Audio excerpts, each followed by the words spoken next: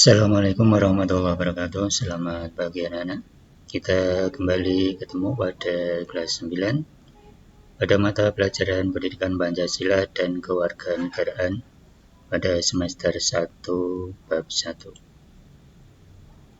Dinamika perwujudan Pancasila sebagai dasar negara dan pandangan hidup bangsa. Kita bagi dalam 3 sub. A. Penerapan Pancasila dari masa ke masa. B. Dinamika nilai-nilai Pancasila sesuai dengan perkembangan zaman. C. Perwujudan nilai-nilai Pancasila dalam berbagai kehidupan. Namun sebelumnya, jika subscribe kalian masih merah, silakan diklik. Namun jika sudah tidak merah, biarkan saja. Karena subscribe itu adalah gratis. Ada dinamika penerapan Pancasila dari masa ke masa. Ada 4 masa. 1. Masa awal kemerdekaan. 2. Masa Orde Lama. 3. Masa Orde Baru. Dan yang keempat, masa Orde Reformasi atau saat ini. Awal kemerdekaan. Pada periode awal kemerdekaan ini, penerapan Pancasila sebagai dasar negara dan pandangan hidup bangsa menghadapi berbagai ancaman. Di antaranya pemberontakan Darul Islam atau Tentara Islam Indonesia, Angkatan Perang Ratu Adil atau APRA, pemberontakan Partai Komunis PKI di Madiun dan di daerah-daerah lain. Pemberontakan Darul Islam atau Tentara Islam Indonesia atau ada yang menyingkat DITII. Pemberontakan Darul Islam atau Tentara Islam Indonesia dipimpin oleh Sekar Maji Marijan Kartosoewirjo. Pemberontakan ini ditandai dengan berdirinya Negara Islam Indonesia atau NI oleh Kartosoewirjo pada 7 Agustus 1949. Tujuan utama didirikan NII adalah untuk menggantikan Pancasila sebagai dasar negara dengan syariat Islam. Angkatan Perang Ratu Adil atau APRA.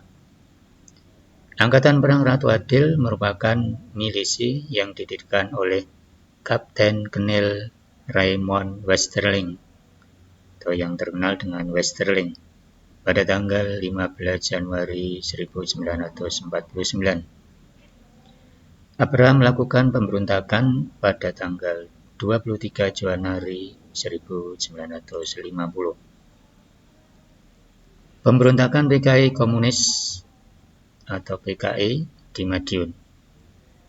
Pemberontakan Partai Komunis Indonesia PKI di Madiun pada tanggal 18 September 1948. Pemberontakan ini dipimpin oleh Musso.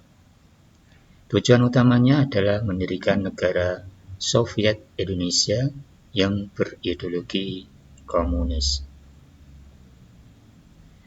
Pada masa Orde Lama tahun 1959 sampai 1966, ideologi Pancasila seolah-olah berdiri di antara liberalisme dan komunisme.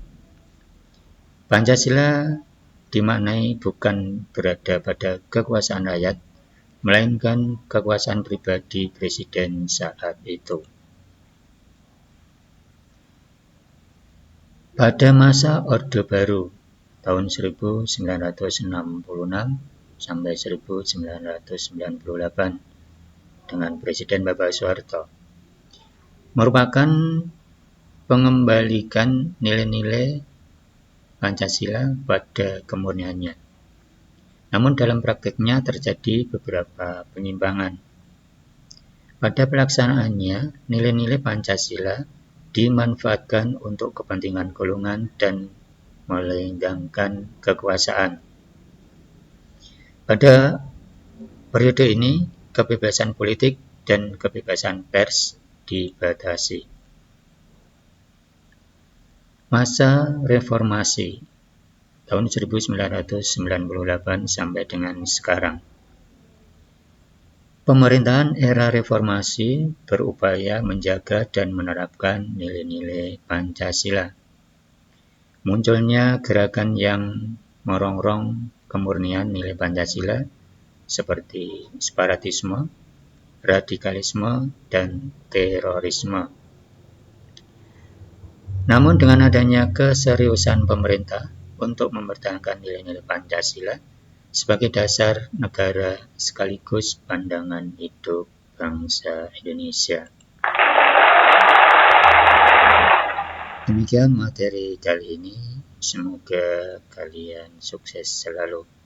Jangan lupa baca terus buku paket dan buku yang direferensikan oleh guru-guru kalian.